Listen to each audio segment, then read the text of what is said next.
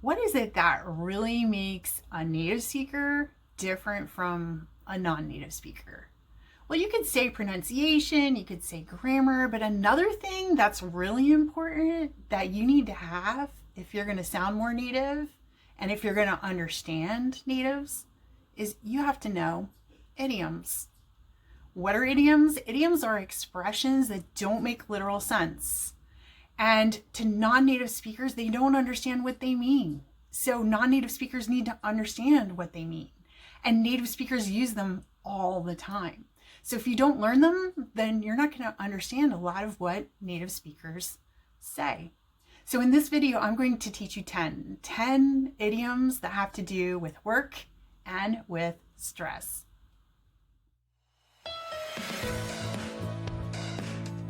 The theme of this set of idioms is stress and work.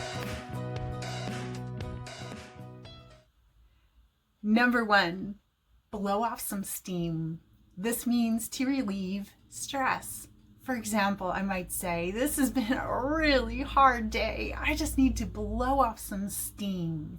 So to blow off some steam, I might go running or go to the gym and exercise really hard, or maybe go and get a beer, or maybe scream really loudly. So anything that enables you to relieve stress is helping you to blow off steam. Number 2, hang in there. This is an encouragement to keep going when you're struggling and you don't want to continue because you're doing something hard. For example, maybe you and I are running a 10K together and we're at 9 kilometers and you're really exhausted. So I might say, hang in there. We only have 1 more kilometer to run. Just hang in there. So do you get it? It's an encouragement to keep going when you're struggling. Number 3, pull yourself together. This means to calm yourself down when you're really upset or kind of emotional or obsessing about something.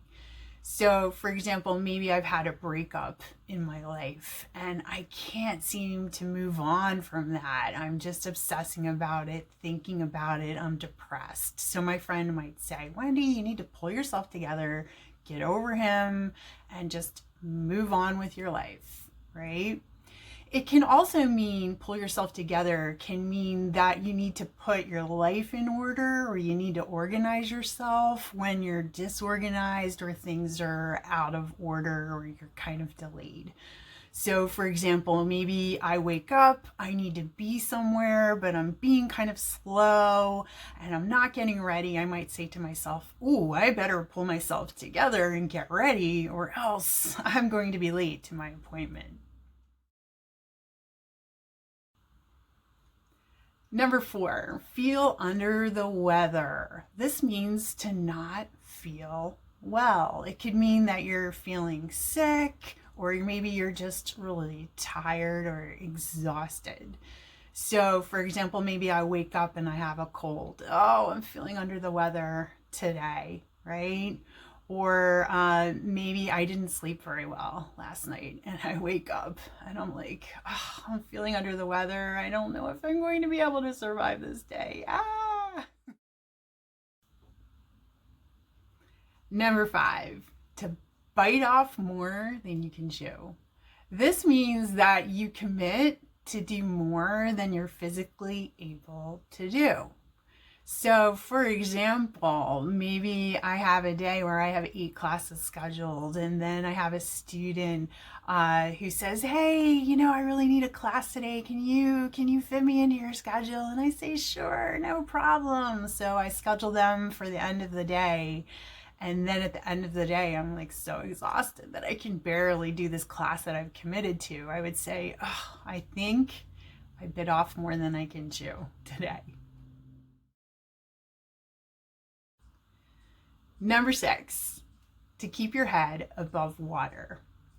This means to just try to survive. So, for example, maybe you're taking a course at your university and it's really, really hard. Usually you're used to getting A's and B's and doing really well, but with this course, it's so hard that you can barely pass it. Then you would say, you know, this course is so hard that I am barely keeping my head above water.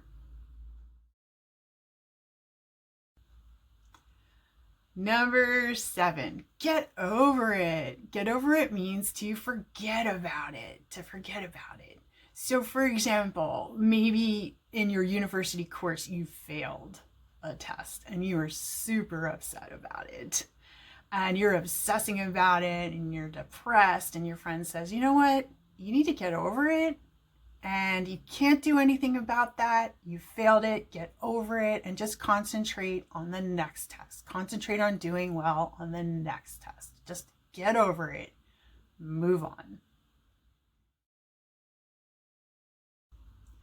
Number 8, hit a wall. So imagine you're walking along and you run into a wall. Boom. Right? That wall has stopped you from moving forward. And this happens nowadays, especially when we're looking at our cell phone and not looking ahead of us, right? And we could physically, literally hit a wall. But to hit a wall figuratively means that you encounter an obstacle that stops you from moving forward. And you have to try to find a way to overcome that obstacle so that you can keep moving. So for example, say that you and your best friend have been planning to go to Mexico on vacation. It's your dream vacation and you've been saving up money for that. And then your mom needs a surgery and you decide that you're going to help her to pay for the surgery. And now you don't have enough money to go on vacation. You have hit a wall. Number 9, work yourself to the bone. This means that you work until you're completely exhausted or you're working way too much. So for example, let's say that last week you worked 80 hours and you barely even had time to eat or to sleep. All you did was work. You might say, oh, last week was so hard. I just worked myself to the bone. I'm so tired. And finally, number 10 is 24/7. 24/7 means all the time or constantly. It comes from the fact that there are 24 hours in a day and there are 7 days a week. So if you're working 24/7, it means that you're working constantly without a break, without stop. Now, it doesn't mean that you're like working 24 hours in a day, 7 days a week. It's just an expression that we use to say that we're working constantly. Or you could say, I'm available to you 24/7. That means that I'm available to you whenever you need me, whatever hour of the day, whatever day of the week, I'm available to you 24/7. Okay, so now that you know these 10 idioms, what should you do with them? You should really try to create your own sentences with these idioms to make sure that you understand them. And if you're not sure, leave me a comment. Give me an example that you've written. I'm happy to help you with that if I can. And if you like the video, make sure you hit subscribe and the notification bell so that when I release new videos, you'll be notified right away. So I hope you have a wonderful day. Hang in there. Bye.